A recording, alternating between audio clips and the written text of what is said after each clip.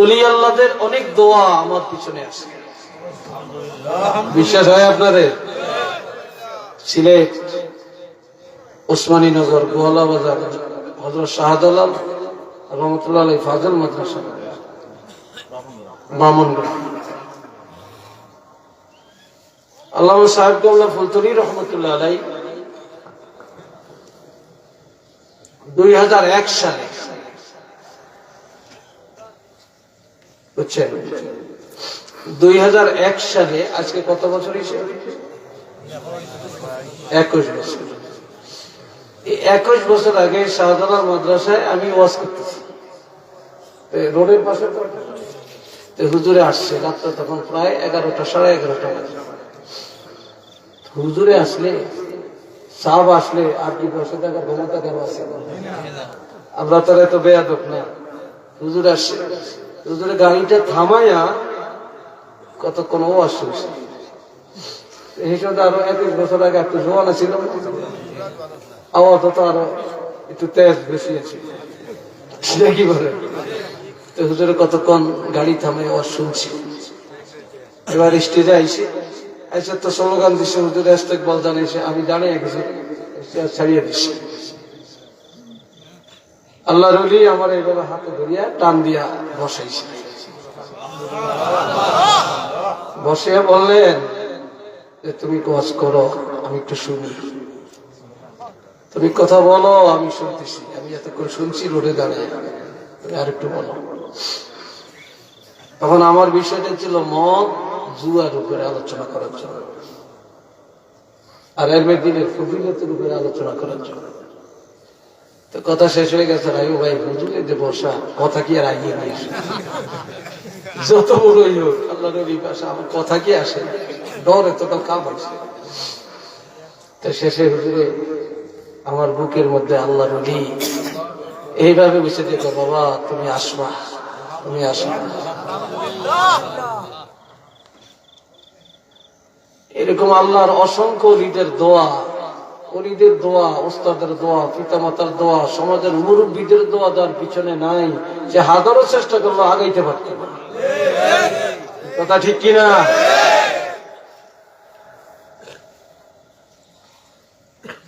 আল্লাহ আমার লগের, আমার আগে কত, আমার চেয়ে কম বয়সে কত বক্তা মাঠের থেকে উঠে গেছে, আল্লাহ উঠিয়ে দিয়েছে। বিশ্বাস হয় আপনাদের? এখনো প্রতিদিন আপনাদের দোয়ায়, সিলেট আজকে হয়তো অল্প কয়েকটা মাহফিলে না সিলেটে আমি করি, কিন্তু আজ 12 মাসই তো আমার নিজের ডিস্ট্রিক্টে আশেপাশে 12 মাসই চলে। বর্ষাকালেও চলে, তাফসীর মাহফিল চলে, মসজিদে মসজিদে 5 দিন 7 দিন করে। এটি আপনাদের দোয়া, ওলি আল্লাহদের দোয়া। আল্লাহ যেন ওলি আল্লাহদের এই দোয়া কবুল করেন, অব্যাহত রাখেন। সবাই কোন আমিন। আর একটু জোরে বলেন আমিন। বাবাজিরা রে আমার আল্লাহ বলেন, ইযা যুলজিলাতিল আরদু জিলজালাহা। আল্লাহু আকবার বলতেন না? যখন হযরত ইসরাফিল আলাইহিস সালাম দ্বিতীয়বার সংজ্ঞায় ফু দিবে, তখন এই জমিন আমার দিকে চান। এটা তো কোরআনের ব্যাখ্যা, কোরআনের তাফসীর হইতেছে, আপনারা এদিক সেদিক চাবেন কেন? এটা কোরআনের সাথে ইয়ে হচ্ছে না? সাবধান। আমি কি এই পর্যন্ত কোনো মন গড়া কিচ্ছা বলছি? আমি প্রত্যেকটা কথার পিছনে কোরআনের আয়াত সেটিং দিয়ে আমি কথা বলছি। আমার আল্লাহ বলেন, যখন কিয়ামত কায়েম হবে আর ইসরাফিল আলাইহিস সালাম দ্বিতীয়বার সিংহায় ফু দিবে, তখন এই জমিন ভূমিকম্পের ন্যায় প্রকম্পিত হতে থাকবে, জমিনটা কাঁপতে থাকবে।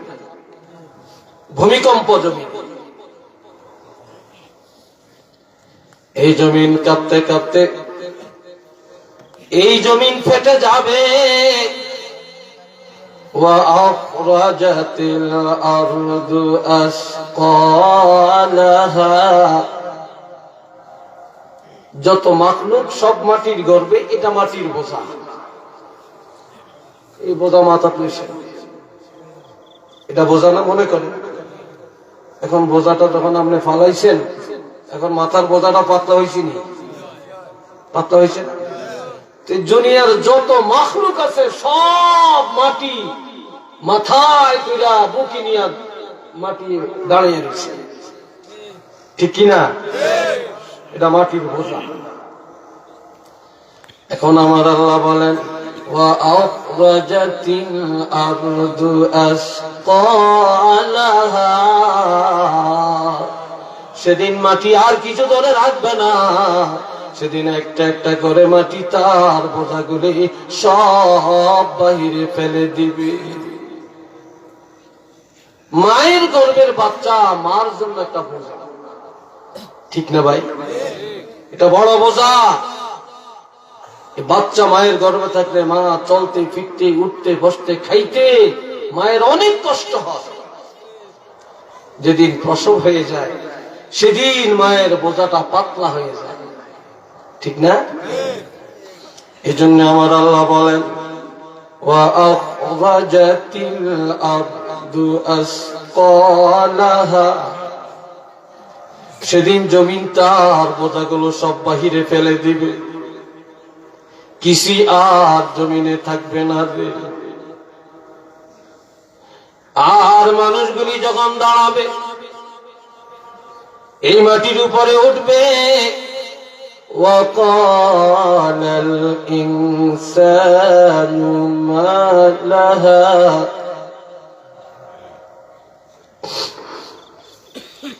সেদিন মানুষ উলঙ্গ উঠবে আর দৌড়াবে দৌড়াবে দৌড়াবে আর বলবে হায় জমিন এমন করে কেন, জমিন এমন করে কেন, জমিনের কি হয়ে গেল, জমিনের কি হয়ে গেল, জমিন কেন এইভাবে আমাদেরকে বাহিরে নিক্ষেপ করছে, হায় হায় জমিনের কি হলো,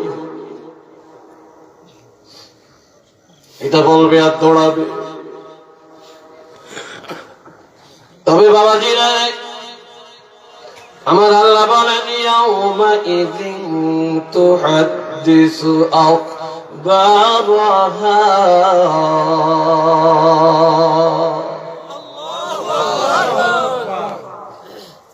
চোরে চুরি করে এই জমিনে কোনোদিন বাধা দেয় না রে। জিনা করে জয়না করে গোপনে জমিনে বাধা দেয় না,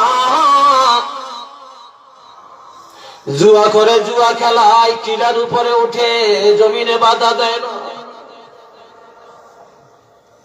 জালেম জুলুম করে জমিনে নিষেধ করে না, ডাকাতে ডাকাতি করে জমিনে কোনো আওয়াজ করে না, আবেদ ইবাদত করে তাও জমিনে বাধা দেয় না। ইমানদারেরা আল্লাহওয়ালারা গভীর রাত্রে ঘুম থেকে জাগিয়া তাহাজ্জুদ পড়ে জমিনে, তাও বাধা দেয় না। মা অনেক মায়েরা রাত্রি বেলায় উঠে ওযু করে তাহাজ্জুদ পড়ে জমিনে, নিষেধ করে না। তবে সেদিন আমার আল্লাহ বলেন ইয়াউমাইযিন তুহাদ্দিসু আখবারাহা, সেদিন এই জমিনে যে যা করছে সব রেকর্ড হয়ে আছে। সেদিন জমিনে একটা একটা করে সব আমার আল্লাহকে জানিয়ে দিবে। এই জমিনের জবান খুলে যাবে, জমিন একটা মেমোরি কার্ড। আমি আপনি এই জমিনের উপরে যেখানে যা করছি সব জমিনের মেমোরি কার্ডে রেকর্ড হয়ে আছে। সেদিন একটা একটা করে সব আমার আল্লাহর কাছে প্রকাশ করে দিবে। একটু চিল্লিয়ে বলেন না সুবহানাল্লাহ।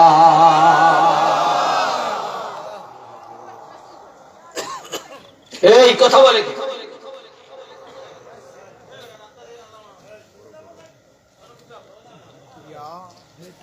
আল্লাহ আমার দিকে চান।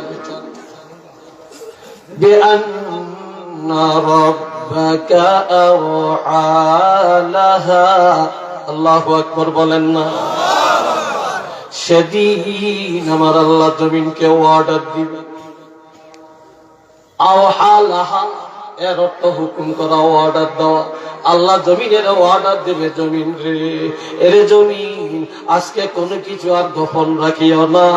আজকে যে যা তোমার উপরে করছে সব তুমি আজকে প্রকাশ করে দাও। জমিন রে অর্ডার দিতে দেরি, জমিন সেদিন সব আমার আল্লাহকে বন্দার আমল জানিয়ে দিবে। উচ্চ আওয়াজে বলেন না সুবহানাল্লাহ।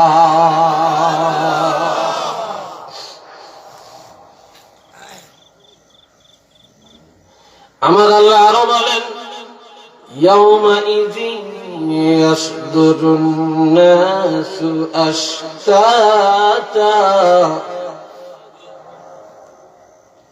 সেদিন মানুষগুলো কাতারে কাতারে দাঁড়াবে। তবে আমার ভাইরা, সেদিন দলে দলে কাতারে কাতারে দাঁড়াবে। কত কাতার মানুষ সেদিন হবে বলতে পারবে? সাহাবীরা প্রশ্ন করলেন, ইয়া রাসূলুল্লাহ, কিয়ামতের ময়দানে কত কাতার মানুষ হবে? নবী বললেন, সেদিন 120 কাতার মানুষ হবে। কয় কাতার? আরো জোরে কোন? যুবকেরা বলো, মনে থাকবে কত কাতার? আর একবার বলেন, মনে থাকার জন্য বারবার বলাইলাম। 120 কাতার হবে। তবে ছোটখাটো কাতার না,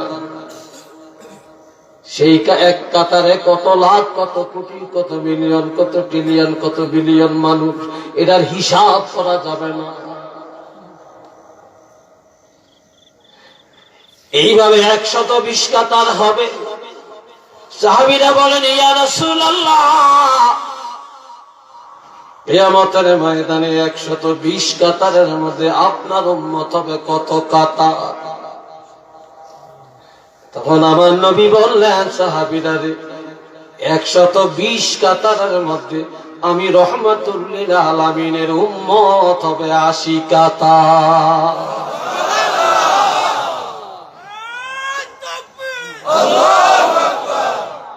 কত কাতার?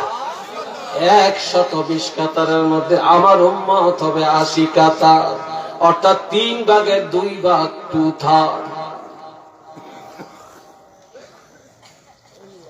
এই বন্ধুরা আমার,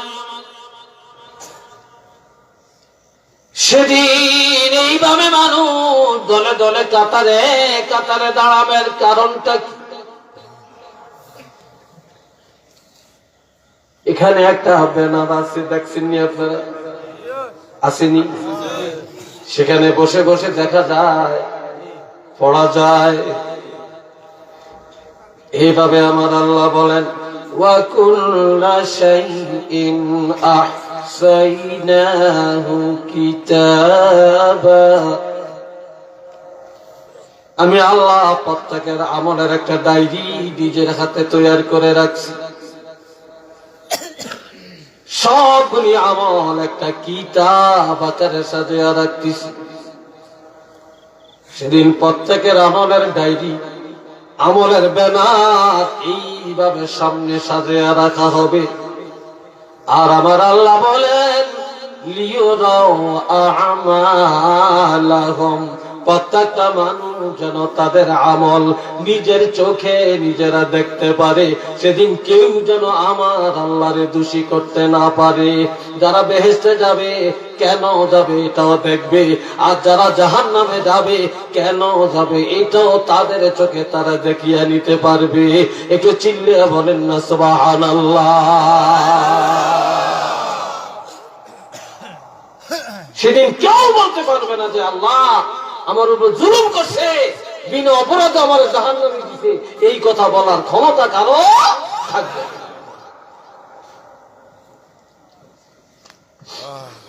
লিয়ারাউ আমালাহুম, প্রত্যেকটা মানুষ যেন তাদের আমল নিজের চোখে দেখে নিতে পারে। এই জন্য বাবাজিরা বেশি নয়। আমার আল্লাহ আরো বলেন, فَمَن يَعْمَلْ مِثْقَالَ ذَرَّةٍ خَيْرًا يَرَهُ। অনু পরিমাণ, বিন্দু পরিমাণ নেক আমল যদি সে করে, এটাও কিয়ামতের ময়দানে সে দেখবে যে বিন্দু পরিমাণ ছোট্ট একটা আমল করছে, এটাও সে দেখবে। وَمَن يَعْمَلْ مِثْقَالَ ذَرَّةٍ شَرًّا يَرَهُ।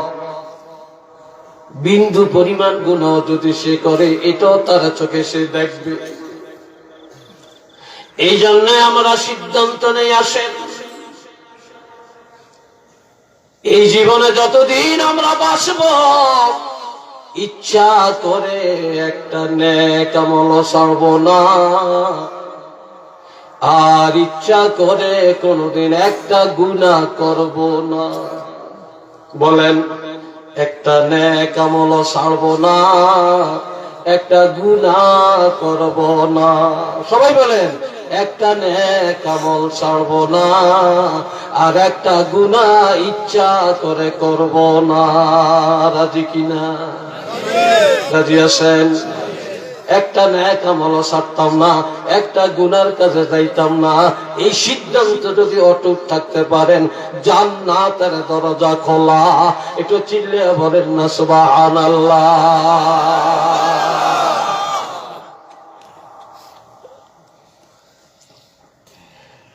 তবে আমার বাবাজিরা রে,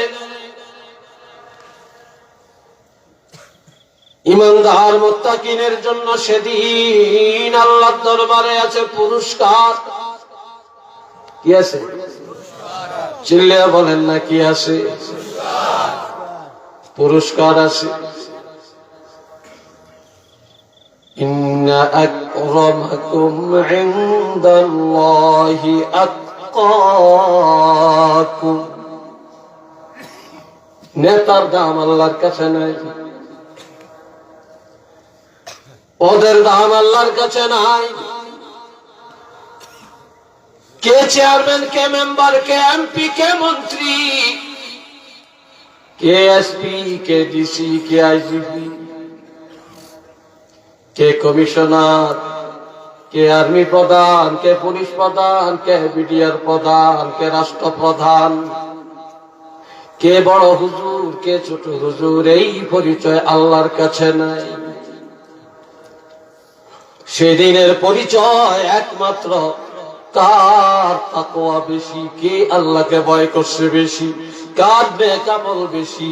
তোমাদের মধ্যে যার তাকওয়া বেশি, পরহেজগারি বেশি, নেক আমল বেশি, এটি শুধু আল্লাহ সেদিন দেখবেন।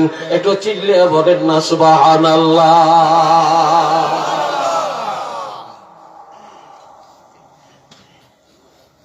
বাবাজিরা রে, এই জন্য আমার আল্লাহ বলেন, লাহুম দারাজাতুন ইনদা রাব্বিহিম। ঈমানদার মুত্তাকিনের জন্য আল্লাহর দরবারে আছে ইজ্জত।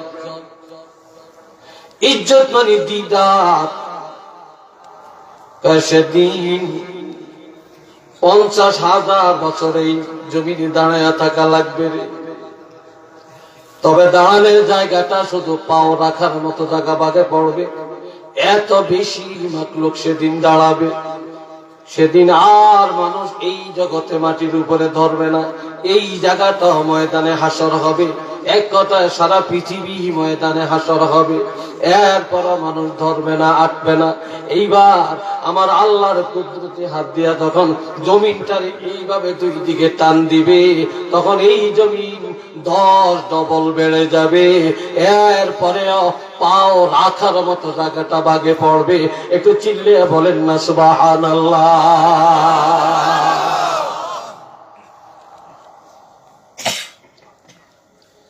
আর দুনিয়াতে 1 ইঞ্চি জায়গার জন্য ভাই ভাইকে মেরে ফেলে,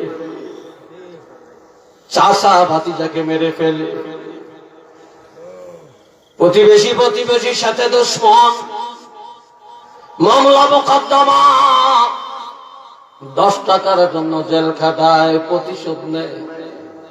আর যেই লোকটা জান্নাতে যাবে, একটা নিম্ন মানের জান্নাতি যে হবে, যার জান্নাতটা সবচেয়ে ছোট হবে, আল্লাহর হাবিব বলেন এই পৃথিবীর সমান 10টা পৃথিবী এক জায়গায় করলে যা হবে, একটা নিম্ন মানের বেহেশত এতটুকু হবে। একটা নিম্ন মানের বেহেশত এই পৃথিবীর মতো 10টা পৃথিবী হবে। তো ধরে বলেন আল্লাহু আকবার।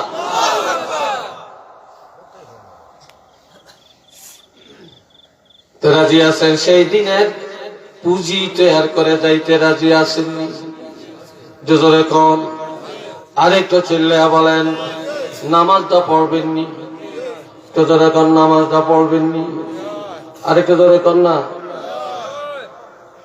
নামাজ পড়বেন, যুবকরা পড়বেন, রমজান আসলে রোজা রাখবেন, সত্য বলবেন না মিথ্যা বলবেন, মানুষের ক্ষতি করবেন না উপকার করবেন, মা বাবার সেবা করবেন না দুশ্মনী করবেন, মুরব্বীরে সম্মান করবেন না অপমান করবেন, আলেম ওলামারে ইজ্জত দিবেন না বেইজ্জত করবেন, আমার ভাইরা হালাল খাবেন না হারাম খাবেন। আল্লাহ আল্লাহ কবুল করেন। চিল্লে এখন আমি আর একবার বলেন আমি। আমার সাথে সবাই একটা তাকবীর দিবেন, নারে তাকবীর, জোরে নারে তাকবীর, নারে রিসালাত। বলেন এবার কোরআন আছে যেখানে, সুন্নত আছে যেখানে, ওলি আল্লাহ যেখানে, ওলামায়ে কেরাম যেখানে, নেক কাজ যেখানে,